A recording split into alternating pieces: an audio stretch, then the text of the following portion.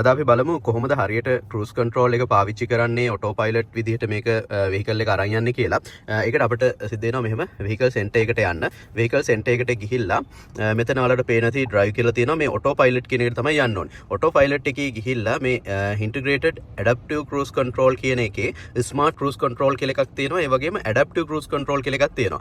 අපි ඇඩැප්ටිව් cruise control එකට දැම්මොත් ඉස්සරහා තියෙන වාහනයට අදාළව වේගය විතරක් වෙනස් කරගෙන එයා ඒ විදිහට අරන් යනවා.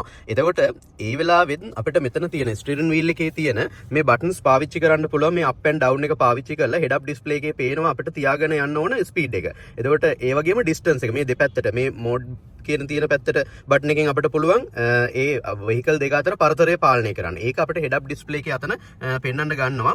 හෙඩ් අප් ඩිස්ප්ලේ එකත් මම පෙන්වන්න යනකොට එතකොට මේ විදිහට පාලනය කරගන්න පුළුවන්.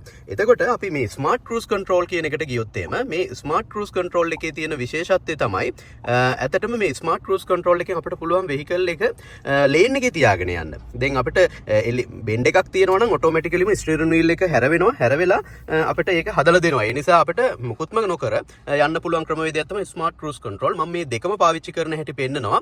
එතකොට අපි ඉස්සරහට ඔහොමම යමු. ඕන් දැන් මම ස්මාර්ට් ක්‍රූස් කන්ට්‍රෝල් ඇක්ටිවේට් කරන්න හදන්නේ. මෙහෙම අපි ගිහිල්ලා ගියර් ෂිෆ්ට් එකේ D එකට පැත්තට තව පාරක් දාන්න. ඔන්න ඔය විදිහට ඇක්ටිවේට් වෙනවා. ඊට පස්සේ අපිට සම්පූර්ණයෙන්ම ස්ටියරින් වීල් එක අතාරින්න පුළුවන්. අතහැරලා මේ විදිහට යන්න පුළුවන්. ඔන්න වෙහිකල් එකේ යනවා. අපිට ඕන නම් ස්පීඩ් එක වෙනස් කරන්න පුළුවන් මෙතන තියෙන මේ බටන් එකේ. මේක ප්ලස් කරොත් ඔන්න උඩට වැඩි වෙනවා. ඕන් දැන් 70ට වැඩි කරලා තියෙන ස්පීඩ් එක. එතකොට ස්පීඩ් එක 70ට යනවා. ඔන්න අපිට තව චුට්ටක් ඔන්නම අඩු කරන්න පුළුවන්. ඒ වගේම අර ඉස්සරහා වෙහිකල් එකත් එක්ක තියෙන ඩිස්ටන්ස් එක අපි පවත්වා ගන්න මෙතන මෝඩ් කියන එක පැත්ත. එතකොට මෝඩ් කියන එක පැත්තට හෝ අනිත් පැත්තට අපිට දාලා ඒකේ අතර තියෙන පරතරය වෙනස් කරගන්න පුළුවන්. මෙහෙම අපිට එතකොට අපේ හෙඩ් අප් ඩිස්ප්ලේ එකේ පෙන්නනවා කොච්චර පරතරයක් තියා ගන්නවද කියන එක. එතකොට මේ විදිහට අපිට ඒක වෙනස් කරගන්නත් පුළුවන්. මේ විදිහට ස්මාර්ට් ක්‍රූස් කන්ට්‍රෝල් එක අපිට ඉවත් කරගන්න ඕන නම් එකම දේ කරන්න දෙන්නේ බ්‍රේක් පැඩල් එක පාගපු ගමන් මෙයා ස්මාර්ට් ක්‍රූස් කන්ට්‍රෝල් එකෙන් අයින් වෙලා අපේ පාලනයට වෙහිකල් එක දෙනවා. මම ඒකත් කරලා පෙන්නන්න. ඔන්න දැන් මම බ්‍රේක් පැඩල් ඔන්න ඔය විදිහට අයින් වෙනවා. එතකොට බය නැතුව මේක පාවිච්චි කරන්න පුළුවන්.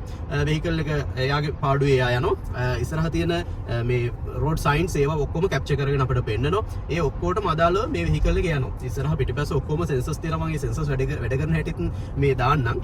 මොකද මෙයාගේ කැමරාස් වලින් දෙපැත්ත ඒ ඔක්කොම ගන්නවා. ඒ වගේම ඉස්සරහා පෙඩෙස්ට්‍රියන්ලා ඉන්නවද ඒ සියල්ල අරගෙන තමයි මේ වෙහිකල් එක අරගෙන යන්නේ. ඒ නිසා ඒක බය වෙන්න දෙයක් නැහැ. අපිට ඊළඟට බලන්න තියෙන්නේ ඇඩැප්ටිව් ක්‍රූස් කන්ට්‍රෝල් කියන එක වැඩ කරන්නේ කොහොමද කියලා. මම මේ දෙකේ වෙනස කියලා ඉන්නම්. ස්මාර්ට් ක්‍රූස් කන්ට්‍රෝල් එකේදී අපිට ලේන් එකේ තියන් යන්න පුළුවන් කිසිම ප්‍රශ්නයක් නැතුව. හැබැයි ඇඩැප්ටිව් ක්‍රූස් කන්ට්‍රෝල් එකේදී ලේන් එකේ තියාගෙන යන්නේ නැහැ. ඉස්සරහා එකත් එක්ක ඩිස්ටන්ස් එකක් තියාගෙන වෙහිකල් එක යනවා. අපිට එතකොට හරවන්න වෙනවා. එතකොට ඒක තමයි ඔයකේ තියෙන සම්පූර්ණ වෙනස. මම දැන් දාන්නම් ස්මාර්ට් ක්‍රූස් කන්ට්‍රෝල් එකට. ඔයාලා සෙටින්ග්ස් එකට යන්න ඕනේ මේ විදිහට. මේ විදිහට සෙටින්ග්ස් වලට ගිහිල්ලා ඔටෝ පයිලට් මෝඩ් එකට යන්න. ඒකේ තියෙනවා ඉන්ටිග්‍රේටඩ් ඇඩැප්ටිව් ක්‍රූස් කන්ට්‍රෝල් කියන එකේ smart cruise control adaptive cruise control. එතකොට ඔය විදිහට මාරු කරන්න. ඒක මාරු කරලා ආපහු අපිට මෙතන බටන් එකෙන් D එකට දානවා. D එකෙන් පල්ලයට අදිනවා. මෙතනදී විශේෂයෙන් කියන්න ඕනේ ඔය මේ ඇඩැප්ටිව් ක්‍රූස් කන්ට්‍රෝල් කියන එකේදී තමයි අපිට අර ඩිස්ටන්ස් තියන්න පුළුවන් වෙන්නේ. ඉස්සරහ වෙහිකල් එකත් එක්ක ඩිස්ටන්ස් එක කොච්චරද තියෙන්නේ කියන එක හදාගන්න පුළුවන් වෙන්නේ. ඔයාලට හෙඩ් අප් ඩිස්ප්ලේ එකේ බැලුවොත් එහෙම අනිවාර්යයෙන්ම ඔක පේනවා. මම ඒකත් පොඩ්ඩක් පෙන්නන්නම්. ඒක මම මේ විදිහට පෙන්නන්නම්. ඔයාලට මේ පේනවා ඇති. අපි zoom කරලා බලමු. මෙහෙම අපිට ඉස්සරහත් එකත් එක්ක ස්මාර්ට් ක්‍රූස් කන්ට්‍රෝල් එක ඔන් කරලා ඔන්න දැන් smart cruise adaptive cruise control on කරා. ඔන් කරාට පස්සේ වෙහිකල් එකත් එක්ක තියාගන්න පරතරය අපිට මෙන්න මේ විදිහට වෙනස් කරන්න පුළුවන්. අන්න පේනවා.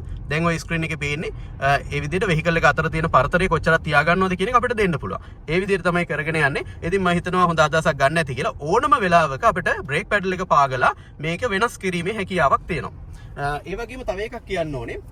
මේකෙදී අපි ලේන් කීප් ඇසිස්ට් කියන එක. දැන් මෙතන ඔටෝ පයිලට් එකේදී ගිහිල්ලා ඔටෝ පයිලට් එකේ ගිහිල්ලා සේෆ්ටි ඇසිස්ට් කියන එක ගිහිල්ලා ඉමර්ජන්සි ලේන් කීප් ඇසිස්ටිං එක පාවිච්චි කරන්න බය වෙන්න එපා. මොකද ඒක පාවිච්චි කරන්න පුළුවන්. අපිට දැන් මේ ලේන් එකෙන් එළියට යන එකට ඇදලා දාන එකට අපි බයයි. අර අපිට ඉක්මනට හරවලා ගන්න ඕනේ ළඟ තියෙන වාහනයකට අපි එකපාරට හරවලා ගන්න බැරි වෙයි කියලා. එහෙම නැහැ. අපි ස්ටියරින් වීල් එකට අත තියලා අපි බලෙන් ගන්නවා කියලා වෙහිකල් එක දැනගත්තොත් අපිට නිකම්ම රිලීස් කරලා දෙනවා. ඒ නිසා ඒකත් බය නැතුව පාවිච්චි කරන්න. ඉමර්ජන්සි ලේන් කීපින් ඇසිස්ට් කියන එක තියාගන්න. එහෙම තියාගෙන අපිට යන්න පුළුවන්. පොඩි පාරක ගියත් කිසි ප්‍රශ්නයක් වෙන්නේ නැහැ. අපිට ඒක පාවිච්චි කරන්න පුළුවන්. ඉතින් හොඳ අදහසක් ගන්න ඇති කියලා හිතනවා. ඔයාලට ලැබිලා තියෙන අත්දැකීම් කමෙන්ට් කරන්න. ඒත් එක්කම අපි ඉස්සරහට තව මේ දේවල් ගැන කතා කරන්න බලාපොරොත්තු වෙනවා. ගැටලු තියෙනවා නම් පහළ කමෙන්ට් එකෙන් දාලා තිබ්බොත් අපි ඉස්සරහට කතා කරමු. ඉතින් සුබ දවසක්.